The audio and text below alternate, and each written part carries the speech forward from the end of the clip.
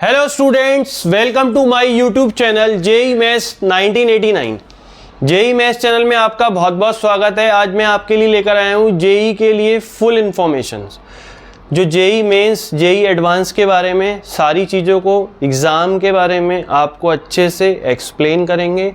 एक एक पॉइंट को हम डिस्कस कर देंगे। जो भी हमारे मन में कोई क्वेश्चन अराइज होता है, बिना टाइम वेस्ट करे हम लोग स्टार्ट करते हैं अपनी जेई के लिए पूरी फुल डिटेल वीडियो। ठीक है बेटा, देखो जेई में क्या होता है। देखो सबसे पहले बेटा हमारा जेई है। जेई का मतलब क्या हो गया? Joint entrance examination. Joint entrance examination, इसमें क्या होता है बेटा? देखो दो एग्जाम्स होते हैं, एक होता है जेई मेन,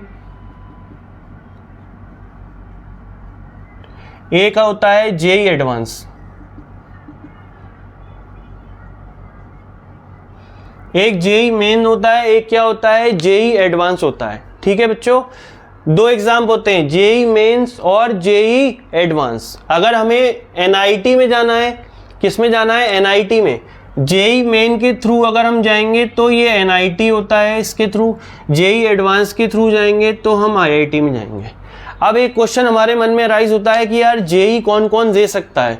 तो देखो जेई मेंस के लिए एडवांस की बात करें तो मिनिमम इसके लिए क्राइटेरिया क्या है कि आप 12th पास होने चाहिए। 12th पास होंगे, 12th पास हो या फिर 12th में अपियर हो, ठीक है, तो आप इसका एग्जाम दे सकते हैं। ठीक है बेटा, इसका एग्जाम कब होता है?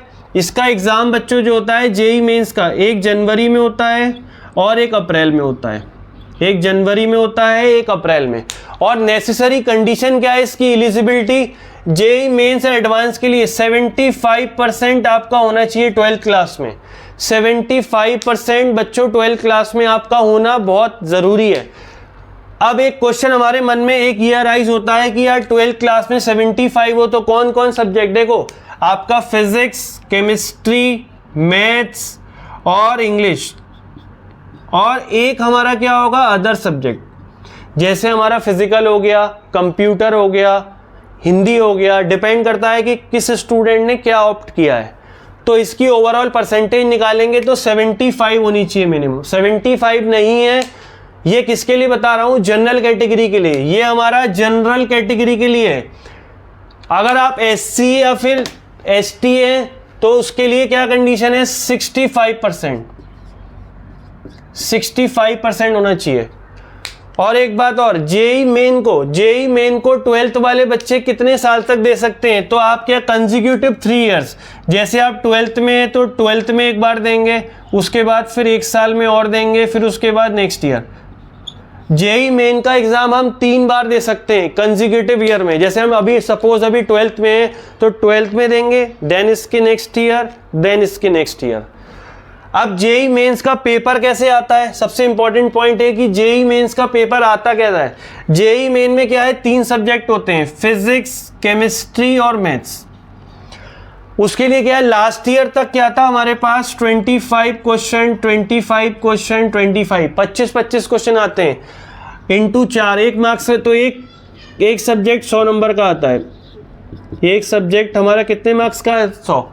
तो अगर हम ओवरऑल बात करें तो जेई मेंस का पेपर 300 मार्क्स का होता है। कितने मार्क्स का होता है जेई मेंस का पेपर? 300 मार्क्स का होता है। अब बात आती है कि जनरल वालों की कट ऑफ। जनरल वालों की कट ऑफ जो है 90 से लेके 105 के बीच में वेरी करती है। 90 से लेके किसके बीच में वेरी करती है? 105 तक। तो इसमें फिजिक्स, केमिस्ट्री, मैथ आते हैं, 25 क्वेश्चन आते हैं। क्वेश्चन आते कैसे हैं ये भी क्वेश्चन होना चाहिए कि देखो 20 तो हमारे ऑब्जेक्टिव आते हैं, 20 हमारे ऑब्जेक्टिव आएंगे प्लस 5 इंटीजर टाइप आते हैं। लास्ट ईयर तक 10 आते थे, बट इस बार जेई ने कुछ चेंज कर दिया है कि इसमें अब कितने क्वेश्चन आएंगे? पहले 10 आते थे इंटीजर टाइप, अब हमारे 5 आएंगे। ठीक है, इस बार से 2026 से 5 क्वेश्चन आएंगे। 25 क्वेश्चन आते हैं, फिजिक्स, केमिस्ट्री, मैथ 300 क्वेश्चन होते हैं। अब हम बात करें कि यार अगर जेई क्लियर करते हैं, 14 लाख बच्चे पेपर देते हैं। अगर हम जेई की बात करें तो टोटल हमारे पास जेई में कितने बच्चे पेपर देते हैं? लगभग 14 से लेके 14.5 लाख करीब बच्चे पेपर देते हैं, जिसमें से क्या है 2.5 लाख बच्चे क्या करते हैं? जेई एडवांस की ओर जाते हैं। 2.5 लाख बच्चे जेई एडवांस के लिए एलिजिबल होते हैं। अगर जेई मेंस के थ्रू आपको एनआईटी मिलता है, तो अगर आपको 130 से लेके 150 के बीच में मार्क्स हैं तो आपको टीयर एनआईटी 2 मिल जाएगा। अगर आपके नंबर 200 है, 200 प्लस, तो टीयर 1 का एनआईटी मिलेगा, जिसमें एनआईटी के अगर हम प्लेसमेंट की बात करें, एनआईटी का प्लेसमेंट मिनिमम 24 लाख रुपए होता है। कंप्यूटर साइंस की बात कर रहा हूं मैं, केवल खाली कंप्यूटर साइंस की। अगर आपके 200 प्लस नंबर है तो आपको अच्छा एनआईटी मिल जाएगा, जैसे हमारा इलाहाबाद वाला एनआईटी है, ठीक है, काफ़ी एनआईटी है, ट्रिपल आईटी भी होता है। टोटल अगर हम बात करें तो हमारे पास टोटल अगर हम बात करते हैं तो टोटल हमारे पास जो एनआईटी हैं 32 एनआईटी हैं, 32 हमारे पास एनआईटी हैं, जिसमें हम बात करें 24,300 समथिंग सीटें होती हैं, 24,000 समथिंग सीटें होती हैं एनआईटी में, ठीक है बच्चों। और इसका प्लेसमेंट कैसा जाता है, एवरेज प्लेसमेंट बात करें तो 24 से लेके 26 लाख है।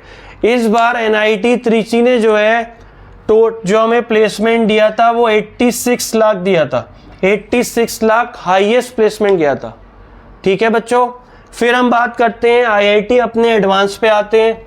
आईआईटी एडवांस, जिनमें से देखो 14 लाख बच्चों ने जेई का पेपर दिया था, जिनमें से 2.5 लाख बच्चे क्वालिफाई हुए थे किसके लिए, जेई एडवांस के लिए।